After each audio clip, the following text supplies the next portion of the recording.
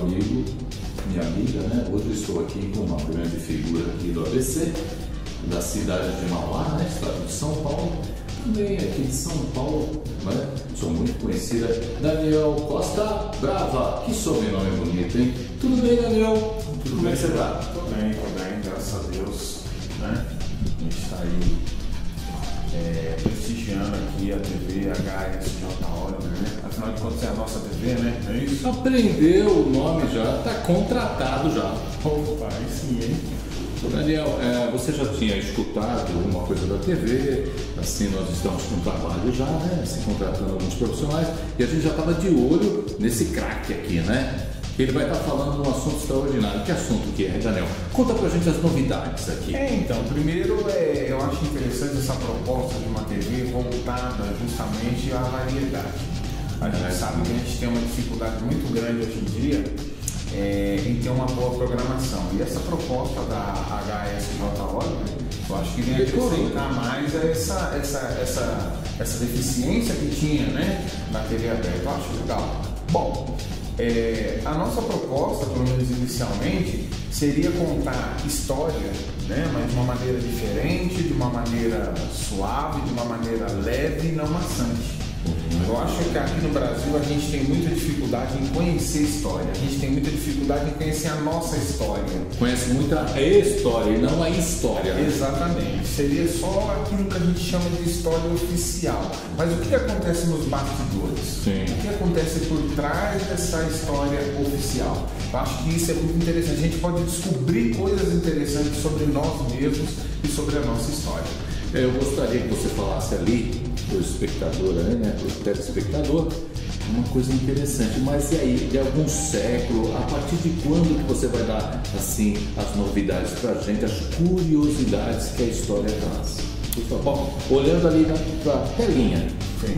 Eu acho bem interessante, o que eu acho interessante na história é que a partir do começo do século XIX existiu o que a gente chama de história positivista. Então ela era contada a partir do ponto de vista daquele que escrevia a história. Só para você ter um exemplo, por exemplo, era muito comum a gente aprender no ensino fundamental ou mesmo no ensino médio quem foram os construtores das pirâmides. Logo todo mundo falava assim, foram os faraós Quéopes, Quéfren, Miquelinos, né? Porque eles eram os grandes faraós. Mas a gente esquecia que quem realmente construiu a pirâmide foi aquele trabalhador. O povão, né? O povão. Ele construiu. Na raça, a gente sempre contou a história sobre o ponto de vista dos heróis, dos vitoriosos. Então, quando alguém ganhava uma guerra, a gente falava, o general fulano de tal ganhou. Mas, na verdade, quem ganhou aquela guerra foi aquele soldado. O ponto de vista do soldado. Então, essa história, depois no começo do século XIX, que a gente chama de escola de análise, né, que é a história material dialética, chama, né? Ela vem escola de análise. Né? Ela começou com Marc Bloch na França, né? Então ela vem contar essa outra visão. Engraçado que o Leonardo Boff, que é um freio conhecido, ele fala assim que Teologia da Libertação. Lembrei. O Boff ele fala assim que todo ponto de vista é a vista a partir de um ponto. Então, o que a gente vê é que a partir do momento que você olha, do jeito que a gente está olhando, por exemplo, para a câmera, o telespectador a gente está tendo essa visão. Ele de lá para cá, ele está tendo uma outra visão, porque ele está em outro ponto, né? Então, o ponto de vista dele com relação a nós é um ponto de vista diferente. E a história também é assim. Dois lados da visão, né? Dois lados. Por isso que ela é dialética, né? E a história, é claro, ela é dinâmica.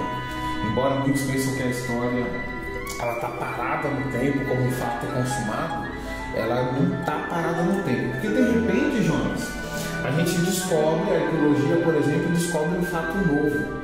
Aí lança à luz aquele fato que a gente pensou que já estava encerrado. Recentemente, por exemplo, fizeram uma tomografia. Olha, só um segundinho, né, Costa Bravo? Que assunto extraordinário. Estou gostando, você também está gostando. Ótimo, a história é boa.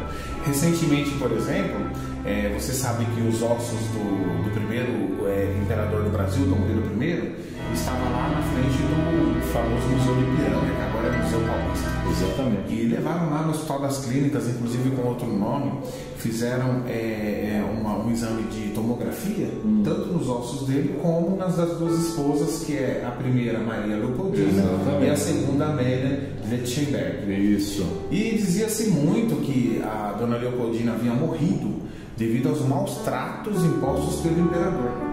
Né? Falaram inclusive que ele empurrou ela de uma escada, exatamente, fêmur quebrado. É o que a história ensina. É o que a história ensina. E descobriu-se que, na verdade, com esse exame de tomografia, que ela não tem nenhum osso fraturado. Então ele não era tão violento do jeito que a gente pensava que ele era. Que ele era bom pai, a gente já sabia, mas ele tinha fama de ser muito mau esposo. E agora essa fama de mau esposo, ela está saindo um pouco da história também. São coisas assim que a gente pretende falar. Olha, Daniel, qual que foi assim, a ideia que você está trazendo isso para o telespectador? Porque a gente sabe que a dúvida da história, né, que se conta por aí, que se lê, né? Mas assim, onde você teve essa ideia de levar isso aí para a televisão? Eu acho que vem da própria necessidade que eu tinha de descobrir fatos da história. Durante algum tempo, eu sempre percebia que a história era muito certinha. E eu pensava assim, será que a história realmente é assim certinha? Será que ela não tem alguma vertente? Será que alguma coisa não está se encaixando aqui? Né? E porque acho que o principal do estudo da história, da gente compreender a história, é justamente para querer saber o que a gente faz hoje. Exatamente. O que a gente faz o que a gente faz hoje. Por que a gente se comporta dessa maneira? Por que nós brasileiros comemos arroz com feijão? Exatamente. Por que nós gostamos do samba, do futebol e tal? Então, acho que a história é bem isso assim. Da cachaçinha, né? Da cachaçinha, né? O pessoal que curte, né? Talvez. Aliás, a cachaça agora é um produto internacional. Exportada, né? Exportada. Então, dessa necessidade de resgatar essa história que vem isso aí. É claro que a gente está falando aqui a título só de curiosidades, né? Mas tem coisas muito mais interessantes na história que eu acho que vale a pena a gente aprender para a gente poder se resolver. E falando da história do Brasil, da história do mundo, a gente vai estar falando um pouco da gente mesmo. Exatamente. Daniel, o que a gente vê na história, lá, a história antiga, né? E que assim atualmente acontece? Bom, muita coisa. Cita muita algumas, né? Eu acho, por exemplo, eu tenho é claro, a gente tem toda uma bagagem histórica e tal, que a gente estudou. Mas a gente sempre se atém a alguns fatos. Certo. Né? E a gente, por exemplo, o que está muito em voga hoje em dia é, por exemplo, esses adágios. Né? São frases que a gente fala e a gente foi passado de pai para filho e a gente continua repetindo e a gente muitas vezes não sabe a origem. Exatamente. Né? Você falou de uma coisa antiga. Por exemplo, na época dos barões do café, né? Eles eram muito endinheirados, capitalizados e estava em moda na Europa fazer busto. Né? Então essa parte de cima do busto, eles mandavam lá para a Europa uma foto, ou o barão pessoalmente ele ia para a Europa e ele esculpia, ele contratava lá um artista e ele esculpia o busto do cara lá, daquele, né? Esculpia em mármore de Carrara, né? Que era um mármore caro da época, mármore italiano, aliás, um mármore muito caro. E quando chegava no Brasil... Um abraço aos italianos que tanto assistem a gente também, né? Sim, a comunidade italiana, né? E acontece que quando alguém visitava a casa daquele barão e via aquele busto, ficava deslumbrado, olhava para o busto, olhava para o barão e falava assim, nossa, mas é igualzinho. Igualzinho. Né? Puxa vida, então criou-se essa frase que fala, nossa, foi esculpido em Carrara. Querendo dizer assim que a semelhança era bem parecida. Né? Quando olhava alguém e falava, nossa, esculpido em Carrara, em mármore de Carrara. Aí na transliteração para o nosso português, né? Quando um filho ele nasce muito parecido. O Serginho gostou, hein? Serginho, nosso cameraman, Serginho Oliveira gostou, hein? Gostou, né? Então, a gente vê que a semelhança do pai para um filho passou para a história, né? A gente vê isso aí que tornou-se uma frase popular. Quando o filho parece muito com o pai, a gente fala, nossa, esculpido, escarrado a cara do pai. É verdade, essa frase aí, esculpida em mármore de Carrara. São coisas desse tipo aí que a história ela nos proporciona. Deixa eu só falar uma coisinha, do jovem, né? Vamos falar do jovem, né? O pessoal da nossa idade, tal, 18 anos, 17, 20 anos, nossa idade, né? Em cada perna, né? Em cada membro, né? A grande ideia da gente é a seguinte, o jovem gosta da história?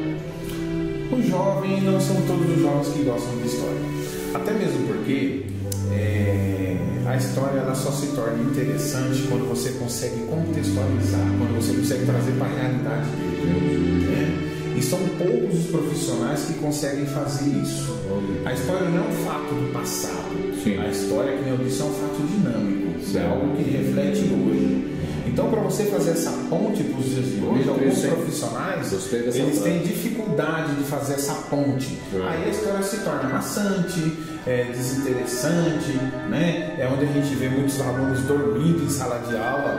Olha, você aí que é aluno do Daniel Costa Brava. Não é para dormir na sala de aula. Não pode dormir, fala na lente ali para não dormir, viu? Não é para dormir na minha aula, né? Então a gente procura fazer algo mais dinâmico. Ele não se interessa por quê? Eu acho que a história ela tem concorrentes hoje em dia que fazem com que as pessoas tenham uma alternativa. Né? Entendi. Tem aí o advento da própria internet. Ela ajuda bastante aí? Às vezes sim. Eu não costumo dizer assim, tem alguns colegas que são contra o uso da internet. Eu não sou. Só que a gente tem que ter uma atenção maior na fonte que a gente pesquisa. Tem muita fonte errada na internet, tem muita informação errada na internet. Entendi. Né? Então é interessante, toda vez que se pesquisar na internet, saber também a fonte, a origem. Senão você pode estar obtendo uma informação errada. E uma informação errada não vale a pena ser pesquisada, né? Entendi. É essa a questão. O estudo, assim, no ensino em geral no Brasil, como anda, Daniel Costa Brava? Gostei do sobrenome, hein? Costa Brava, hein? Pois é. Bom, agora você falou de um assunto que ele é... Te coloquei no paredão agora, hein? Ele me colocou... Se eu fosse mulher, eu ia falar que você me colocou numa saia justa. Tá vendo? Mas a educação no país... Isso porque eu sou amigo do Daniel Costa Brava, hein? Isso porque eu sou amigo. A educação no país, de uma forma geral, ela está tendo alguma dificuldade, principalmente porque todo mundo tenta resolver sozinho, Jonas. Né?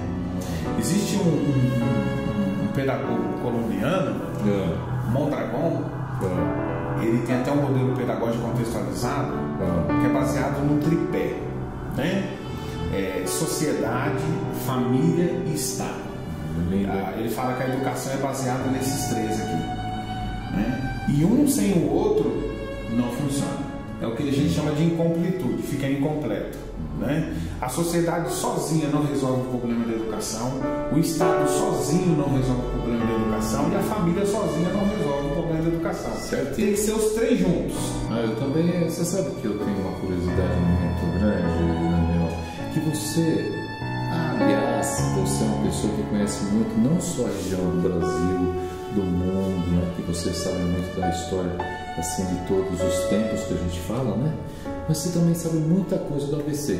Conta um pouquinho alguma coisa do ABC aqui para o telespectador amigo e para a telespectadora amigo olhando ali na lente. Conta pra gente. Então, o ABC, ele é rico, né, em história, né? Sim, são histórias diferentes, né? A gente sabe que tudo começou lá praticamente com São Bernardo. Mas mais especificamente, acho que é interessante a gente falar, por exemplo, sobre Mauá. Mauá, para quem não sabe, é uma cidade do grande ABC paulista, do estado de São Paulo, né? Mauá, durante muito tempo, ela ficou conhecida como a cidade da porcelana, né? Aliás, desenvolveu-se muito esse tipo de atividade aqui, né? Aliás, durante muito tempo, eu diria até, né?